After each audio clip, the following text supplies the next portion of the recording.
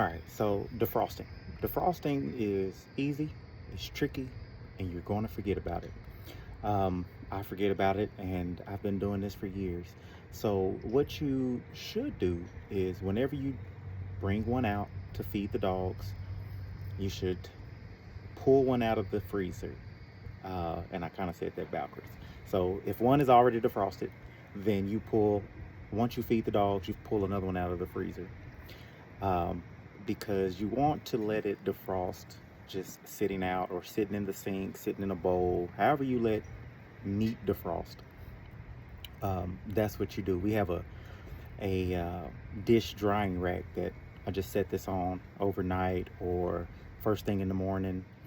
And by the time I get home, around 2 or 3, it's defrosted. Sometimes it can get a little warm, and that's totally fine. But once it's completely defrosted or almost completely defrosted, you can put this in the fridge at the bottom of the fridge. And the reason for the bottom is because if it ever leaks and you put it at the top, you don't want to contaminate your whole fridge. So you always put it at meats and eggs and dairy. Should go at the bottom rack. But that's how you defrost it. You're going to forget. So that's why we're here. Microwave. So put this in the microwave at a minute at a time, no lid. And what's going to happen is it's going to get really soft at the top, and then it's going to start getting softer on the sides. But do it a minute at a time. It's a pain in the ass, I know. But you want to do it for a minute at a time, because if you do it too long, it's going to cook and your house is going to stink. Especially considering if I make it really spicy with like tripe or spleen, cooked tripe and spleen in your house, you will get evicted by your loved ones. So be careful. So go a minute at a time. See if you can just peel some off, depending on the size of the dog you're feeding. A minute at a time, a minute at a time, and just do it that way. It's a pain in the butt, I know. I have to do it all the time.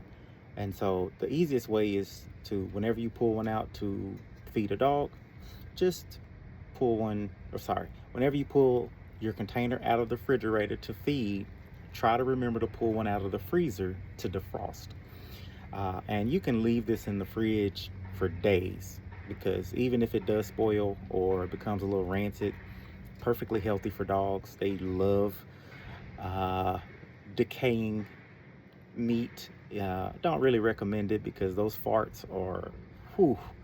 But you don't have to worry about it spoiling or anything like that. But I always tell people, try to not leave it in the fridge for more than 4 days, only because of the smell. It can start, because this is real meat, it can start getting a little funky, and I don't want your house to stink. So that's what I recommend on that. But defrosting is tricky. You're going to forget. It happens. But good luck.